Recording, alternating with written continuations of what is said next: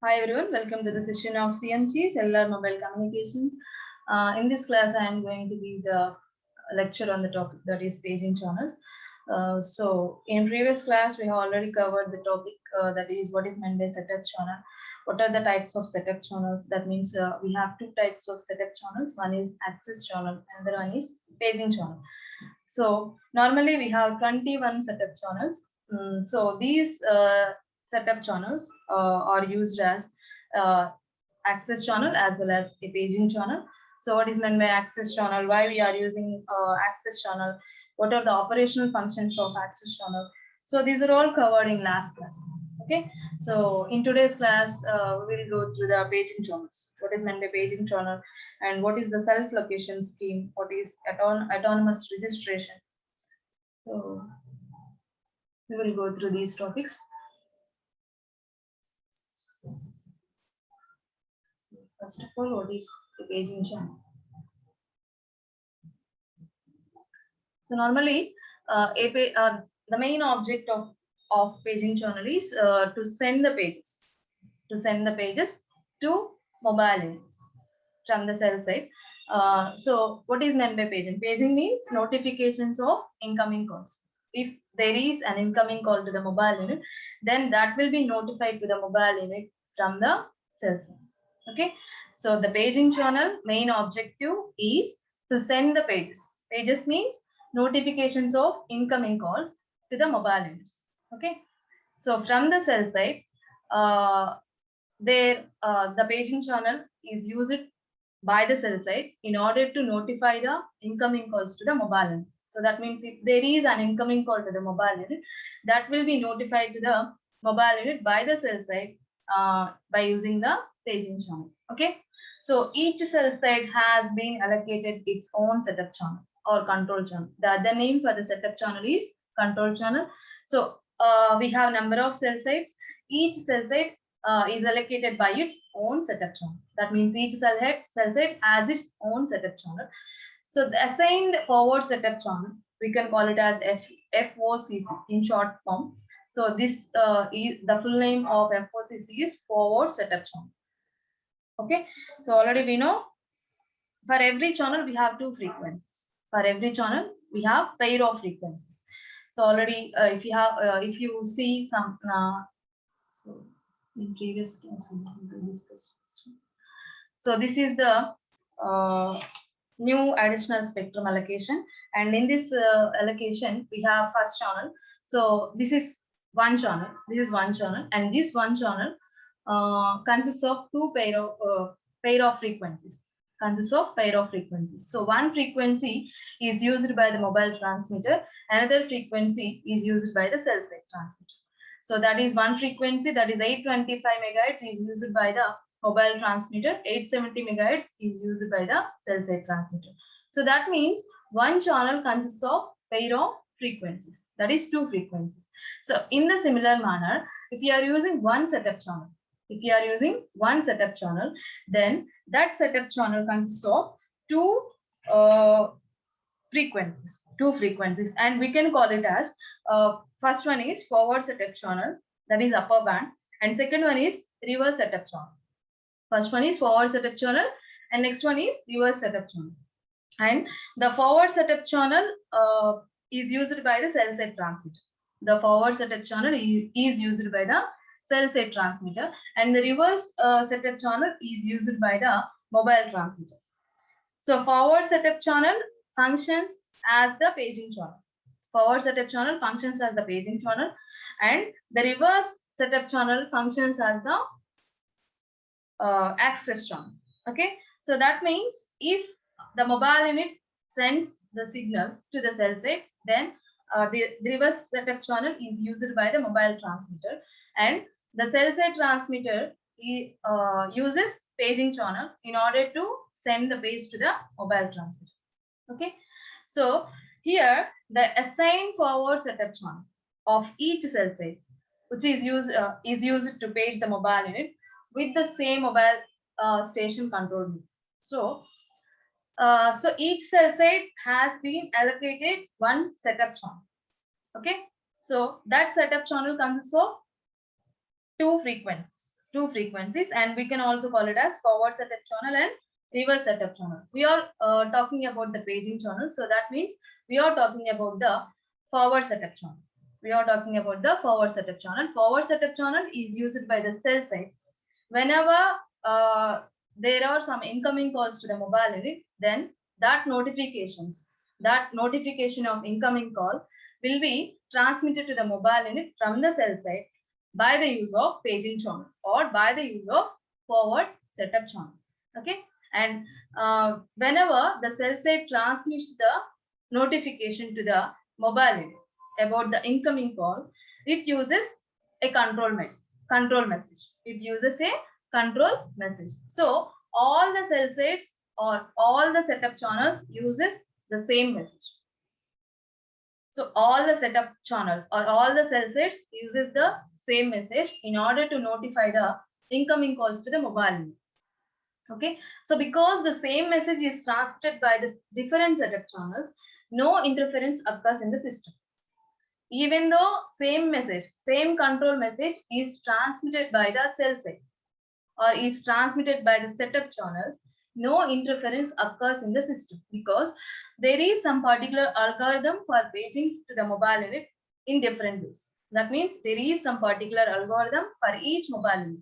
That algorithm is performed in different manner, in different ways. So that means for each mobile unit, there is some particular paging channel. So that means even though the same message is used by all the cell sites or all the setup channels, or different setup channels, there is no interference because in order to notify the incoming calls to the mobile unit, there is some particular algorithm. That means the algorithm for paging the mobile unit can be performed in different ways. Okay, so that is about the paging channel. So when the mobile unit responds to the page on the reverse setup channel, so whenever the cell site pages to the mobile unit, pages means whenever the cell site makes notifications about the incoming calls to the mobile unit, then the mobile unit responds. So how the mobile unit responds? The mobile unit responds to the page, that means the notification about the incoming call on the reverse setup channel. That means whenever it gives, that means whenever the whenever the cell site gives the information to the mobile unit about the incoming call, then the mobile unit responds to the page, and on the reverse setup channel, it gives or it sends the response to the cell site. Okay, already we know the cell site uses the forward setup channel and the mobile unit uses the reverse setup channel. That means the cell site uses the paging channel in order to notify the incoming calls to the mobile unit, and as well as the mobile unit uses the access channel or the reverse setup channel whenever it sends the information to the cell site. So that's why whenever the mobile unit give alert, that means whenever the cell site sends the information to the mobile unit about the incoming calls, or whenever the cell site pages to the mobile unit, it responds to that page, and on the reverse setup channel, it gives the response to the cell site. And whenever the cell site receives that response, that response, it checks the signal's reception level. It checks the signal level and makes a decision regarding the voice channel assignment based on least interference. So whenever the cell site receives the response from the mobile unit, it checks the signal level at the mobile unit. That means if the signal is strong, if the signal is low at the mobile unit, so that will be checked by the cell site and it makes a decision depending on the signal strength. That means if the mobile unit has strong signal and the signal strength at the mobile unit is high, then it allocates some voice channel. It allocates some voice channel without some interference. That means on least interference, it assigns the voice channel to the mobile unit. And whenever the voice channel is assigned, then the mobile unit makes a call. Okay, so that is the process which is done by the use of paging channel. Okay, so when the mobile unit responds to the page on the reverse setup channel, then the cell site receives the response and checks the signal level at the mobile unit and makes a decision regarding the voice channel assignment depending on the least interference on the particular sector. Okay. And next, self-allocation or self-location scheme at the mobile unit. Self-location scheme at the mobile unit. So what is meant by self-location scheme? So in the cellular system, 80% of calls originate from the mobile unit, but only 20% of the calls originate from the landline. So in cellular systems, 80% of the calls are from mobile units. 80% calls are from mobile unit, and 20% calls are from landline phones. Okay. So for this reason, in those cases, the self-location scheme at the mobile unit is adopted. So this is the scheme which is adopted whenever we are getting some 80% of calls from mobile units and 20% of calls from the landline. Okay. So in this scheme, the mobile unit selects the setup channel of one cell site. In this scheme, the mobile unit selects, already we know, by the use of access channel, the mobile unit selects one strongest setup channel. Okay.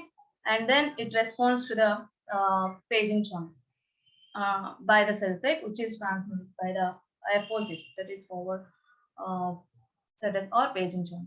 So the mobile unit selects the setup channel of one cell site and makes a mobile originating call. So whenever the mobile unit selects the setup channel, it makes a call. It makes a call. So it is called self-location scheme. So in this scheme, what happens? In this scheme, what happens? So in this scheme, that is in the self-location scheme, the mobile unit prevents the mobile unit from sending the necessary information regarding its location to the cell site. So that means in this scheme, there is no information about the location of the mobile unit at the cell site. So normally at the cell site, there is some information about the location of the mobile unit. That means about the location of our mobile unit. That means our mobile cell. So in self-location scheme, the mobile unit prevents there is no information about the location of the mobile unit at the cell site. That is, it prevents the mobile unit from sending the necessary information regarding its location. So what happens when there is no information about the mobile unit at the cell site? So if there is no information about the location of our mobile unit at the cell site, then what happens? The MTSO, that is mobile telephone switching office. This is the main office. It does not know where the mobile is. So if there is no information about our location, about our mobile unit location, then MTSO does not know where the mobile unit is. Where is the location of our mobile unit? And when a landline call is originated, that means whenever a call is appears from the landline phone, the MTSO must page all the cell sites in order to search the mobile unit. So here there is no information about the location of the mobile unit at the cell site as well as at the MTSO. Then normally we have at the cell sites there is some information about the mobile unit locations. In the self-location scheme, there is no information about the location of the mobile unit, and hence when the landline phone is originated, then the MTSO must page all the cell sites. That means it searches all the cell sites, or it gives the paging to all the cell sites in order to search the mobile unit location, because there is no information about the location of the mobile unit. Okay, so that is the problem here. And fortunately, landline calls consist of only 20%. Landline calls constitute only 20% of landline originating calls normally. So the cellular system has no problem in handling. So there is a 20% of landline calls. So that means there is no problem according to the self locations. Okay. And next one. So this is the pictorial representation. Depending, that means which explains the scenario here. So whenever the mobile unit makes a call, what happens? What happens means, whenever the mobile unit makes a call, then it will send to the cell site, and from the cell site it will send to the MTSO. MTSO is the main switching office. Okay. So if there is no information about the location of the mobile unit at the cell site, if there is no information about the location of this mobile unit at the cell site, then what happens? Whenever there is some land originating call, some landline phone appearing at the MTSO in order to make a call to this mobile unit. Okay, and there is no information about the location of the mobile unit at the MTSO. MTSO normally coordinates all the cell sites. That means all the cell sites are connected to this MTSO, and from this cell site, the MTSO can get a call from the landline phone to this mobile unit, and the MTSO does not know the information about the location of this mobile unit. Then what MTSO that means the MTSO pages to all the cell sites about the location of this mobile unit. Okay, and finally it selects one cell site after the searching of all the cell sites, and it makes a call or it forward the call to the mobile unit. Okay, so that is the operation. If there is no information about the mobile unit, about the location of the mobile unit, then the MTSO must search or must page to all the cell sites until the location of the mobile unit is performed. Next one, autonomous registration. What is meant by autonomous registration? So if a mobile station is equipped for autonomous registration, if a mobile unit gone through some registration process, then the mobile station stores the value of the last registration number.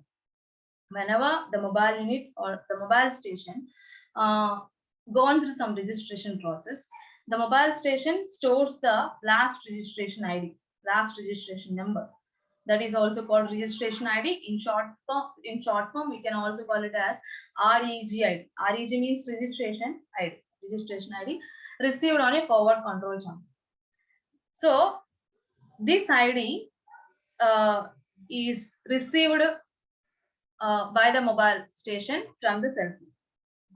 From the cell site by the use of forward control channel or access channel. Okay, so that means when the mobile unit gone through some registration process, the cell site allocates one ID to the mobile station. The cell site allocates one ID to the mobile station. That ID is known as registration ID. That ID is known as registration ID. Okay, so also registration increment is received by the mobile station. So here the cell site gives some registration ID to the mobile station, as well as it also gives registration increment. Registration increment, in short form we can call it as REG INCR. REG means register and INCR means increment. Okay, so also registration increment is received by the mobile station from the cells. Okay, so the next registration ID, this is first registration ID. Whenever the mobile station want to communicate with the cell site next time, then the next registration ID should be like this. The next registration ID should, this is first ID, and next registration ID should be like this. That is next registration, and XP REG means next registration is equal to registration ID plus registration increment. Registration ID and registration increment. By the use of this ID, the mobile station communicate with the cell site next time.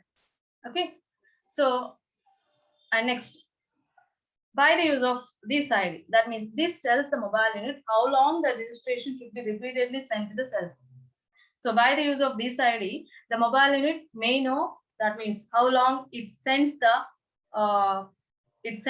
information to the cell site repeatedly, so that the MTSO can track the location of the mobile. Okay, so depending on this ID, depending on the ID which is given here, so depending on the ID, the MTSO can track the location of the mobile also.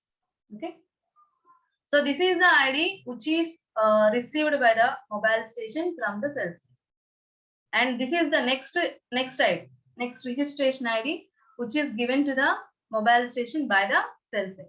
And whenever the mobile station wants to communicate with the cell site next time, then the mobile station uses this ID, and by the use of this ID, the mobile unit repeated how long the mobile unit may know that how long it should repeatedly send the information to the cells.